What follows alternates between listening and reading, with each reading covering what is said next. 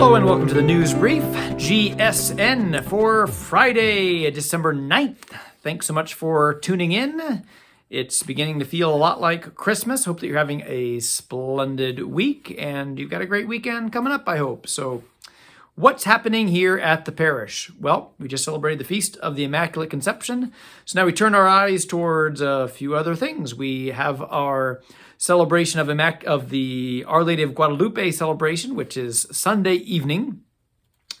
And we will have at the bilingual mass, there'll be a little bit extended, but mostly a normal mass. Because it falls on Sunday, we do the third Sunday of Advent. But after the 4 o'clock mass, there'll be songs and dances and tamales and all kinds of things. So if you would like to stop by and get a little bit of experience of what the vigil for Our Lady of Guadalupe is like, please feel free to do so. We haven't invited people too much the last 2 years because we're trying to keep everyone spread out, right? But everyone's welcome. All are welcome. Come on over. You don't have to stay for the whole thing. It goes from 5 o'clock till about 9 o'clock, I think, with various things going on. So if you happen to be around, and come on by. It's a wonderful celebration, a wonderful way to honor Our Lady of Guadalupe. This weekend is the third Sunday of Advent, so it is Pink Vestment Weekend, or rose, or salmon, or whatever it is that we wear. It's a Sunday of a little bit of extra joy in this time of Advent. So the Gaudete Sunday that we celebrate here this Sunday, third Sunday of Advent. Then we have our reconciliation services coming up. So this is our week where all the priests, we come together at Johnson County and we go to various locations throughout the Johnson County. And our service will be on Tuesday, as it always is, 7 p.m. on Tuesday. We'll have many priests here to hear confessions. There'll be a brief service at the beginning, and then we'll have confessions to follow. But if you can't make Tuesday, I encourage you, please get to the Sacrament of Reconciliation sometime before Christmas. It's possibly the most important thing you can possibly do in the Advent season, is to get set right with God. And if there's any sins or anything on your heart, get them wiped away. So there are other opportunities. So I'll just say the ones that are kind of close by. Holy Trinity and Holy Crosses services are both on Monday evenings. That's at 7 p.m. I will be at Holy Cross that evening.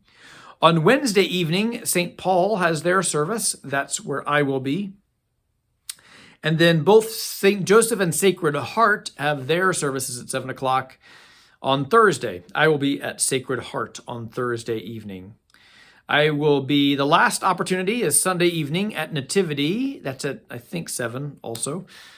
And then if it's wrong, I'll put it right here.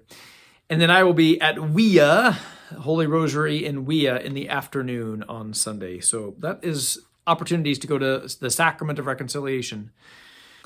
Of course, we still have Thursday evenings and Saturday evenings available for confessions as well. This is our second year doing a new holiday tradition, the Good Shepherd Ornament. The proceeds go to help just beautify our church, to help with Christmas, particularly in Easter, decorations, so we can get new things as necessary. As some things, like it's time to get rid of that tree or whatever, we have some funds to help support that. So it's a free will donation for the ornament. And then it's beautiful. So here it is. It celebrates also our 50th anniversary that we are kicking off here, Advent and into January. So more information about that, but the ornament will be available this weekend after the Masses. We are doing the canned food drive, so we're trying to collect particularly 1,500 cans of fruit. So here is more information there if you can help out there. Also, the food truck will be here next weekend, the weekend of 17th and 18th. I'm always grateful that so many people help out with this project and helping to feed the hungry. So a couple of good opportunities there. And then the Christmas Mass schedule, you will see on our sign, it goes about every minute. The sign changes. I believe that's a city ordinance or whatever, for the way that, it's not our digital sign, it's not like at a corner or anything, and it kind of comes up at a curve and a hill. So we want to not be changing that a lot. So whatever the rules are, it's about every 60 seconds we can change the messaging, and we can't do scrolling or anything. The sign could do scrolling, but we don't do scrolling. But it's on the sign, and so that sign, I think, looks really beautiful. But the Mass schedule, we had a correction and a correction to the correction. Christmas Eve, it's 4 o'clock, those both in the gym and in the church. 6 o'clock, that's moving. That was normally at 7. We had to move it a little bit earlier. And then the 10 o'clock Mass in the evening. That's with the choir and everything. That's the midnight Mass. What time is your midnight Mass? It's at 10.